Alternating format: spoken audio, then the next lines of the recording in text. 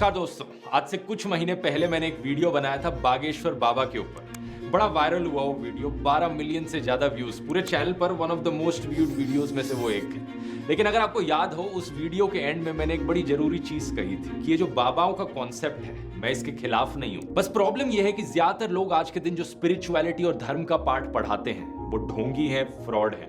बहुत कम ऐसे लोग हैं जिन्होंने एक्चुअली में भगवत गीता और उपनिषद की पढ़ाई करी है और एक साइंटिफिक और लॉजिकल तरीके से लोगों को चीजें समझाते हो। मेरा मानना है कि आचार्य प्रशांत ऐसे गिने चुने लोगों में से हैं और मेरा यह भी मानना है कि जहां एक तरफ फ्रॉड्स को एक्सपोज करना जरूरी है, दूसरी तरफ लोगों को सही रास्ता दिखाना भी उतना ही जरूरी है। इसलिए आज का ये स्पेशल एपिसोड आचार्य प्रशांत के साथ इंटरव्यू करते हुए। काफी समय बाद मैं एक इंटरव्यू स्टाइल वीडियो बना रहा हूं। पसंद आया तो आप नीचे कॉमेंट्स में लिखकर जरूर बताना। तो आचार्य जी, मैं सोच रहा था किससे शुरुआत करूं अपनी बातचीत की। फिर मैंने सोचा कि कुछ लोग हैं जो बोलेंगे कि हिंदू धर्म की बात करने वाला है इस वीडियो में, उससे पहले इस्लाम की बात कर थोड़ी।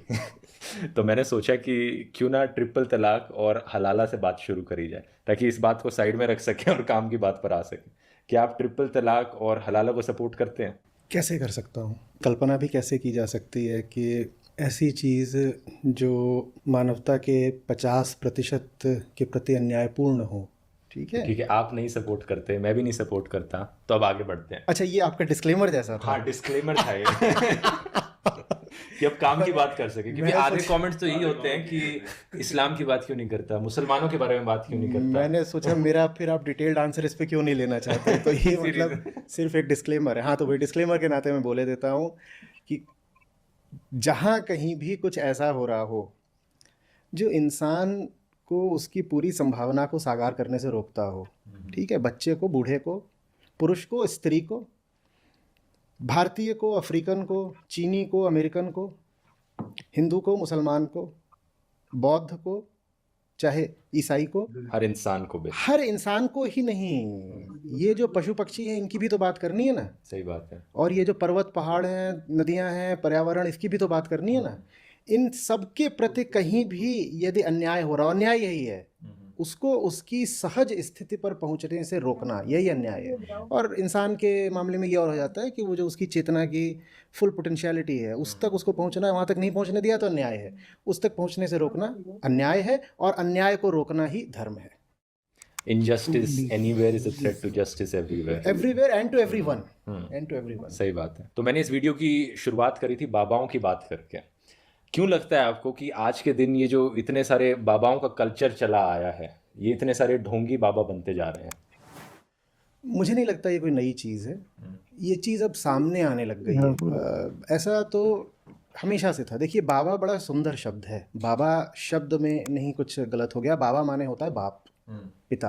तो बाबा भारत में उसको कहा गया जो आपको आपके असली बाप से मिला दे, और जो असली बाप है उसको कहते हैं सत्य। उसी के लिए नाम है आत्मा। तो कोई व्यक्ति, कोई आपके सामने सशरीर व्यक्ति खड़ा है, एक इंसान खड़ा है, वो इंसान ऐसा हो जाए कि आपको आपके असली बाप से मिला दे। एक तो होता है बायोलॉजिकल फादर, ठीक है ना, हम लिखते हैं ना सन ऑफ, डॉटर ऑफ, तो वो तो देह के पिता हो गए। और जानने वालों ने कहा है कि उन पिता से भी ज़्यादा सम्मान के अधिकारी होते हैं वो जो तुम्हारी चेतना के पिता हैं। और वहाँ तक पहुँचना, उन तक पहुँचना, वो जो असली बाप है, असली पिता है, उस तक पहुँचना ही जीवन का लक्ष्य है। तो इसलिए जो देह का पिता होता है उसे हमने बोला पिता, और वो जो असली बाप है जिसका नाम है सत्य, उसको बोला परम पिता। तो बाबा वो है जो असली बाबा से मिला दे। अच्छा, ठीक है। लेकिन अगर ये जो व्यक्ति बाबा बन के आ रहा है, ये आपको असली बाबा माने सत्य से नहीं मिला रहा है, आपके झूठों को नहीं काट रहा है, तो फिर वो फर्जी है, फिर वो ढोंगी है। और ऐसे लोग हमेशा से रहे हैं, हमेशा से रहे हैं। अच्छा। थोड़ा सा शायद वर्तमान में एक बदलाव भी आया है कि इनको ज़्यादा सामाजिक मान्यता मिलने लगी है। पहले ये होते थे, लेकिन जो पढ़ा लिखा वर्ग होता था वो जानता था ये फर्जी हैं, अंधविश्वास फैला रहे हैं और ये सब है। तो इनको कम से कम जो इलीट तबका था वो मान्यता नहीं देता था। इनको कभी ऊंचे तल का सामाजिक और राजनीतिक समर्थन नहीं मिलता था। अब शायद वो चीज़ बदली है कि अब कई ऐसी वजहें हैं जिनके कारण जो धर्म के नाम पर फर्जीवाड़ा होता है उसको बहुत ऑर्गेनाइज्ड तरीके से ऊंची ऊंची जगहों से भी समर्थन ही नहीं मिल रहा है, बल्कि उसको स्पॉन्सर किया जाता है, आयोजित ही होता है उधर से। तो ये और आया है। बाकी देखिए, धर्म के क्षेत्र में कभी ऐसा नहीं रहा है कि ज़बरदस्त रूप से मिलावट ना रही हो।